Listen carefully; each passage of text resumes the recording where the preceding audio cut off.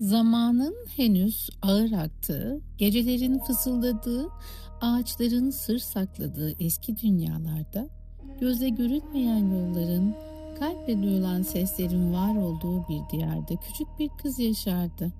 Adı Vasilisa'ydı. Onu ilk gören sıradan bir çocuk sanabilirdi ama biraz daha dikkatli bakan biri onun etrafında dolaşan o ince ışığı fark ederdi. Sanki sabahın ilk aydınlığı onun kalbine dokunmuş ve orada kalmıştı. Ne var ki her ışığın bir gölgesi vardır.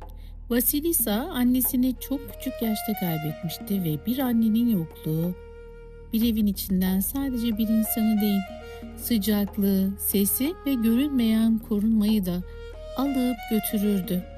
Annesi son nefesinde titreyen elleriyle ona küçücük bir bez bebek vermişti. O kadar küçüktü ki bir avucun içinde kaybolurdu. Ama içinde görünmeyen bir sır taşırdı. Ne zaman yolunu kaybedersen, demişti annesi, sizi rüzgar kadar hafif, onu yanına al ve kalbinin sesini dinle. Sonra dünya sessizleşmişti. Günler geçmiş ve o eve yeni bir kadın gelmişti. Gülümsemesi keskin, bakışları soğuk ve onunla birlikte gelen iki kız. Sözleri diken gibi, kalpleri karanlık. Evin duvarları aynıydı belki ama içindeki hava değişmişti. Işık daha çabuk sönüyor, geceler çok daha uzun sürüyordu. Vasilisa çalışır, susar, sabrederdi. Ama içindeki o ince ışık ne söner ne de kirlenirdi. Ta ki o akşama kadar rüzgar karanlığı sırtına almış gibi camlara vururken evin içindeki bütün mumlar birer birer titredi ve ansızın söndü. Karanlık odaya bir misafir gibi değil, sahibi gibi yerleşti.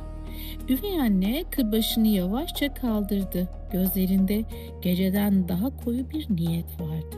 "Ormana gideceksin Vasilisa," dedi. "Sana ateş getirecek tek yer var." Bir an durdu ve kelimeleri ağır ağır bıraktı.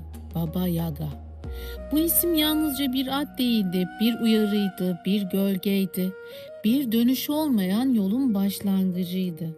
Ama Vasilisa korkunun ne olduğunu biliyordu ve ondan kaçmanın onu büyüttüğünü de. Sessizce cebine uzandı, annesinin verdiği o küçük bebeği avucuna aldı. Kapıyı açtı ve gece onu bekliyordu.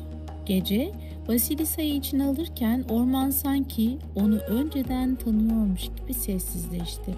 Ağaçlar eğildi, yollar daraldı ve her adımda dünya biraz daha yabancılaştı.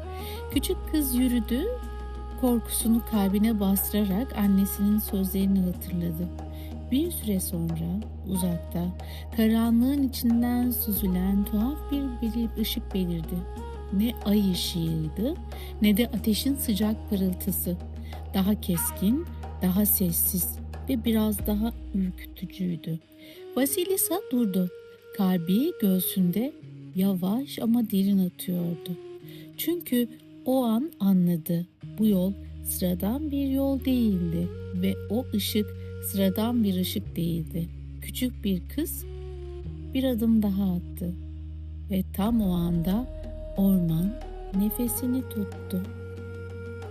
Vasilisa ışığın ardında ne bulacak?